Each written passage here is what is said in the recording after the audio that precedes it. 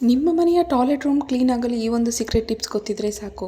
ಕೇವಲ ಸೋಪ್ ಇದ್ದರೆ ಸಾಕು, ಎಲ್ಲವೂ ಕ್ಲೀನ್ ಆಗುತ್ತೆ. ಹಾಗಿದ್ರೆ ಬನ್ನಿ, ಯಾರೆಲ್ಲ ನನ್ನ ಚಾನಲ್ನ ಮೊದಲ ಬಾರಿಗೆ ನೋಡ್ತಿದ್ರು ಪ್ಲೀಸ್ ನನ್ನ ಚಾನಲ್ನ ಸಬ್ಸ್ಕ್ರೈಬ್ ಆಗೋದನ್ನು ಮರಿಬೇಡಿ. ಎಲ್ಲರಿಗೂ ನಮಸ್ಕಾರ. ಇವತ್ತಿನ ಒಂದು ಸ್ಪೆಷಲ್ ವಿಡಿಯೋ ಏನಪ್ಪ ಅಂತಂದರೆ, ಟಾಯ್ಲೆಟ್ ಕ್ಲೀನ್ ಯಾವ ರೀತಿ ಮಾಡೋದು, ಯಾವುದೇ ಖರ್ಚಿರಲಾರ್ದದ್ದೇ. ಹೌದು, ಮನೆಯಲ್ಲೇ ₹1 ಖರ್ಚಿರಲಾರ್ದೇ ಯಾವ ರೀತಿ ನಾವು ನಮ್ಮ ಟಾಯ್ಲೆಟ್ ರೂಮ್, ಬಾತ್ರೂಮ್ನ ಎಲ್ಲವನ್ನು ಕ್ಲೀನ್ ಮಾಡ್ಕೋಬೋದು ಅಂತ ತೋರಿಸ್ಕೊಡ್ತಾ ಇದ್ದೀನಿ. ನೀವಿಲ್ಲಿ ಒಂದು ಬಟ್ಟೆ ತೊಳೆಯೋ ಸೋಪನ್ನ ತಗೊಳ್ಳಿ. ಈ ಬಟ್ಟೆ ತೊಳೆಯೋ ಸೋಪ್ ಏನಿದೆ, ನೀವು ಪೂರ ಹಾಕೊಳೋದು ಬೇಕಾಗೋದಿಲ್ಲ.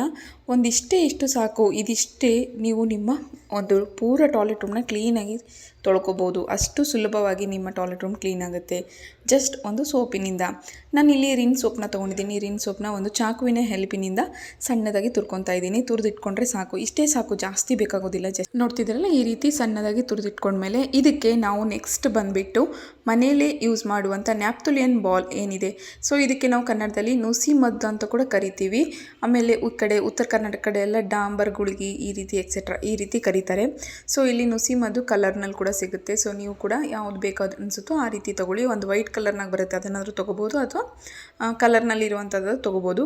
ಇದನ್ನು ಹಾಕೋದ್ರಿಂದ ಏನಾಗುತ್ತೆ, ಸ್ಮೆಲ್ಲು ಬ್ಯಾಕ್ಟೀರಿಯಾಸ್ ಏನಿದ್ದಾವೆ ಅವೆಲ್ಲ ಹೋಗ್ತವೆ. ಸೊ ಸಣ್ಣ ಸಣ್ಣ ಗುಂಗುರು ಥರ ಇರುವಂಥ ಹುಳಗಳಾಗಿರ್ಬೋದು, ಸೊಳ್ಳೆಗಳಾಗಿರ್ಬೋದು, ಯಾವುದು ಟಾಯ್ಲೆಟ್ ರೂಮ್ ಹತ್ರ ಬರೋದಿಲ್ಲ. ಸೊ ಬ್ಯಾಡ್ ಸ್ಮೆಲ್ ಇಲ್ಲ ಅಂತಂದರೆ ಯಾವುದೇ ರೀತಿಯಾದಂತಹ ಹುಳಗಳು ನಮ್ಮ ಮನೆ ಹತ್ರನೂ ಕೂಡ ಸುಳಿಯೋದಿಲ್ಲ, ಹೌದಲ್ವಾ?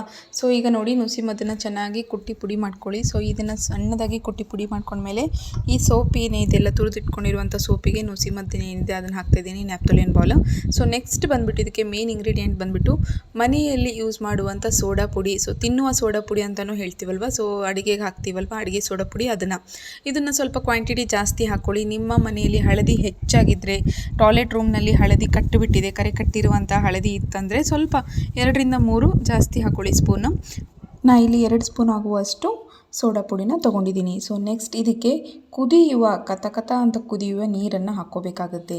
ಅಥವಾ ನಿಮಗೆ ಈ ರೀತಿ ಬಿಸಿನೀರು ಜಗ್ನಲ್ಲಿ ಹಾಕ್ಕೊಳಕ್ಕೆ ಇಷ್ಟ ಇಲ್ಲ ಅನ್ನೋರು ಡೈರೆಕ್ಟಾಗಿ ಗ್ಯಾಸ್ ಸ್ಟವ್ ಮೇಲೆ ಬಾಯ್ಲ್ ಮಾಡ್ಕೊಂಡು ಕೂಡ ನೀವು ಹಾಕ್ಕೋಬೋದು. ಅಥವಾ ನೀವು ಬಿಸಿನೀರನ್ನ ಜಗ್ನಲ್ಲಿ ಹಾಕ್ಕೊಂಡು ಕೂಡ ಕರಗಿಸ್ಕೋಬೋದು. ಸೊ 2 ನಿಮಿಷ ಬಿಟ್ಟರೆ ಸಾಕು. ಇಲ್ಲಿ ನೋಡಿ, ಚೆನ್ನಾಗಿ ಬುರ್ಕ್ ಬಂದಿದೆ. ಇದರಲ್ಲಿ ನಾವು ಹಾಕಿರುವಂತಹ ಎಲ್ಲ ಇಂಗ್ರೀಡಿಯೆಂಟ್ಸು ಮನೆಯಲ್ಲೇ ಸುಲಭವಾಗಿ ಸಿಗುತ್ತೆ. ಶ್ರೀಮತಿಯರು ಯಾರಿಗೂ ಕೂಡ ಹೊರಗಡೆ ಹೋಗಿ ತೊಗೊಂಬರೋ ಅಂಥ ನೆಸೆಸಿಟಿನೇ ಇಲ್ಲ. ಸೊ ಮನೆಯಲ್ಲಿ ಏನಿದೆ ಅದರಲ್ಲೇ ನಾವು ಹೆಚ್ಚು ಸಮಯವನ್ನು ವ್ಯರ್ಥ ಮಾಡದೆ ಈ ರೀತಿ ಮಾಡಿಕೊಂಡ್ರೆ ಸಾಕು. ಹಣ ಕೂಡ ಖರ್ಚಾಗೋದಿಲ್ಲ, ಸಮಯ ಕೂಡ ವೇಸ್ಟ್ ಆಗೋದಿಲ್ಲ. ಸೊ ಇದು ನಿಮ್ಮ ಮನೇಲಿ ಯಾವುದಾದ್ರೂ ವೇಸ್ಟ್ ಆಗಿ ಇದೆ ಅಂತೇಳಿ ಬಿಸಾಕುವಂಥ ಬಾಟಲ್ ಇದ್ದರೆ ಅದರಲ್ಲಿ ತುಂಬಿಟ್ಕೊಂಬಿಡಿ. ಇದರಿಂದ ನಾವು ಸಿಂಕನ್ನು ಕೂಡ ತೊಳ್ಕೊಬೋದು.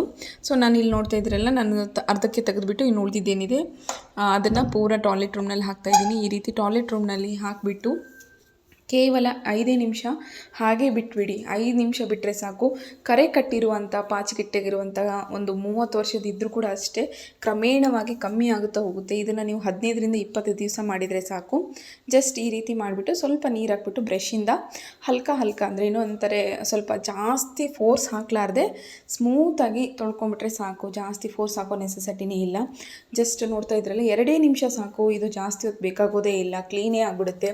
ನಾವು ಹಾಕಿರುವಂಥ ಎಲ್ಲ ಇಂಗ್ರೀಡಿಯೆಂಟ್ಸಿಂದ ಬ್ಯಾಕ್ಟೀರಿಯಾ ಇನ್ಫೆಕ್ಷನ್ಸ್ ಬರೋದಿಲ್ಲ. ಟಾಯ್ಲೆಟ್ ಅನ್ನೋದು ಒಂದು ಏನಿದೆ ಅಲ್ವಾ, ಅದು ಹೆಲ್ತಿಗೆ ಕೂಡ ರಿಲೇಟೆಡ್ ಆಗಿರುತ್ತೆ. ಒಂದು ಬ್ಯಾಕ್ಟೀರಿಯಲ್ ಇನ್ಫೆಕ್ಷನ್ ಆಗಬಾರ್ದು. ಹಾಗೆ ನಾವು ಹೆಚ್ಚು ಸಮಯನ ಏನಂತಾರೆ ಹಣನ ಕೂಡ ವ್ಯರ್ಥ ಮಾಡಲಾರ್ದೆ ಮನೆಯಲ್ಲೇ ನಾವು ಉಪಯೋಗವಾಗುವಂಥ ಈ ಟಿಪ್ಪು ನಿಮಗೆ ಇಷ್ಟ ಆದರೆ ನನ್ನ ಚಾನಲ್ನ ಸಬ್ಸ್ಕ್ರೈಬ್ ಆಗೋದನ್ನು ಮರಿಬೇಡಿ. ನೋಡಿ ಎಷ್ಟು ಕ್ಲೀನ್ ಆಗಿದೆ. ಜಸ್ಟ್ ಒಂದು ಸ್ವಲ್ಪ ಬ್ರಷ್ನಿಂದ ತಿಕ್ಕೊಂಡ್ಬಿಟ್ಟು ಆಮೇಲೆ ಒಂದು ಚರಗಿ ನೀರು ಹಾಕ್ಕೊಂಬಿಡಿ. ಒಂದು ಜಗ್ ಪೂರ ನೀರು ಹಾಕ್ಕೊಂಡ್ರೆ ಸಾಕು, ಎಲ್ಲವೂ ಕ್ಲೀನ್ ಆಗುತ್ತೆ. Thank you.